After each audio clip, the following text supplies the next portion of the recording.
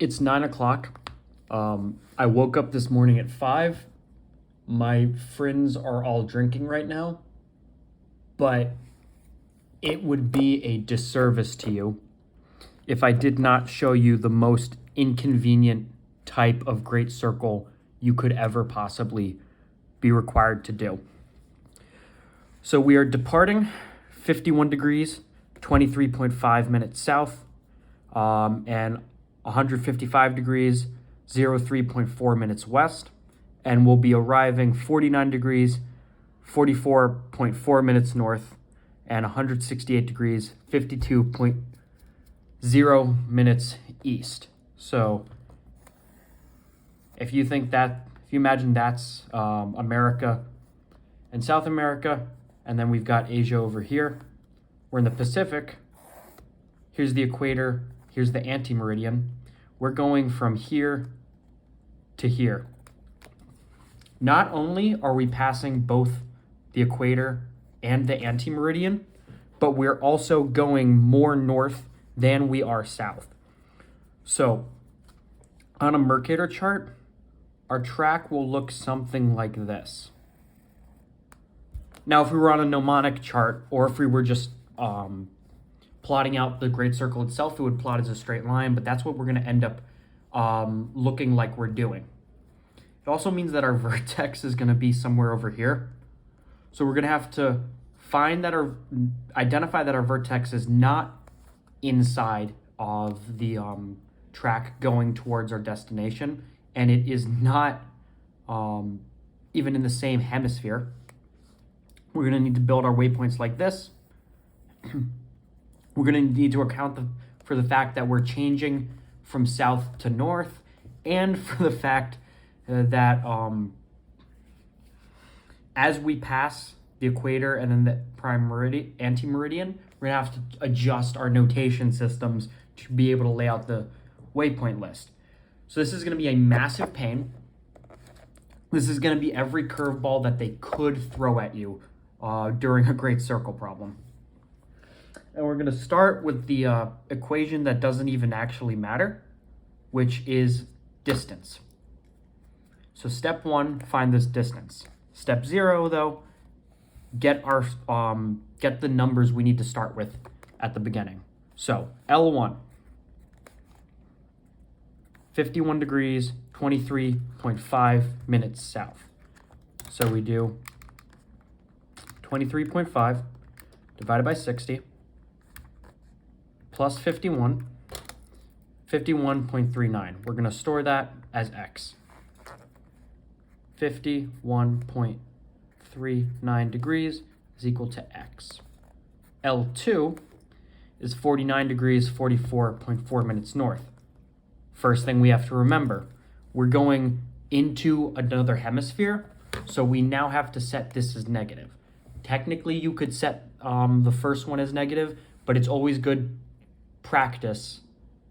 Actually, not even that. It's just you always need to set it as negative because you're going to be using L1 for other equations. So you need this to be negative because it's the less critical one. So you do 44.4 divided by 60, or plus 49, and then just do times -1 to get -49. Store that as y. So L2 is 49.74 degrees, which is y. DLO, the next thing we're going to need for the distance problem. Well, let's see.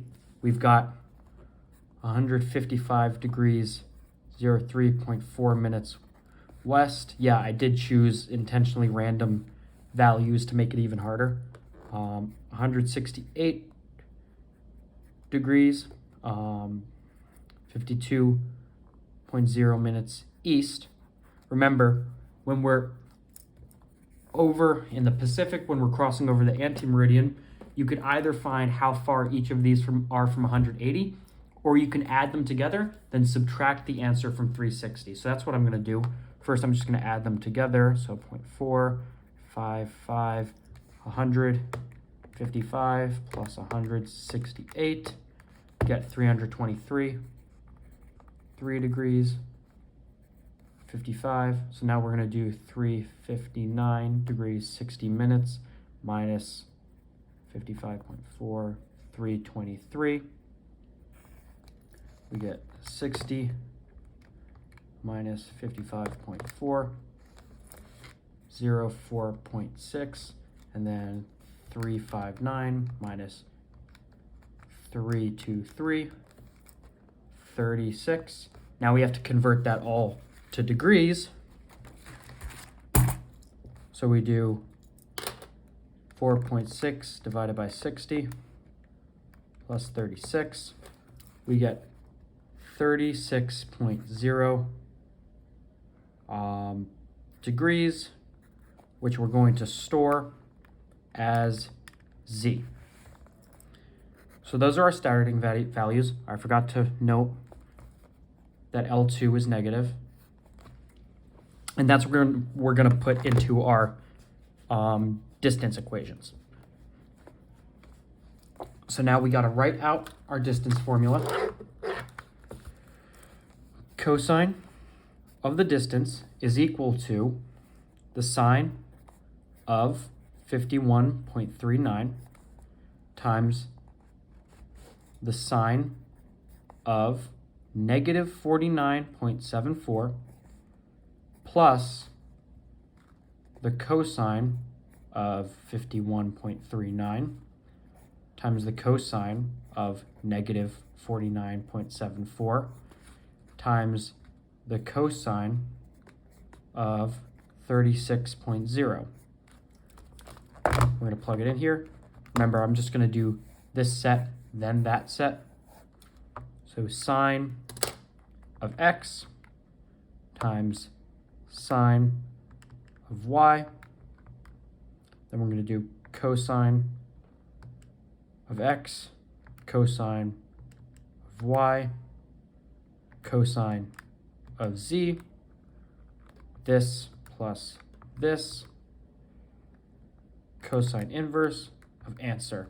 We get 105 degrees. D equals 105.7 degrees. Remember, that's in degrees, so we have to multiply it by 60 to get is equal to 6,341.27 nautical miles. So that's our distance formula. I'm going to go to the next problem. I'm going to start the video over. I'm not going to rewrite everything, set it up again, because I've already explained it to you. We're just going to be blasting straight through.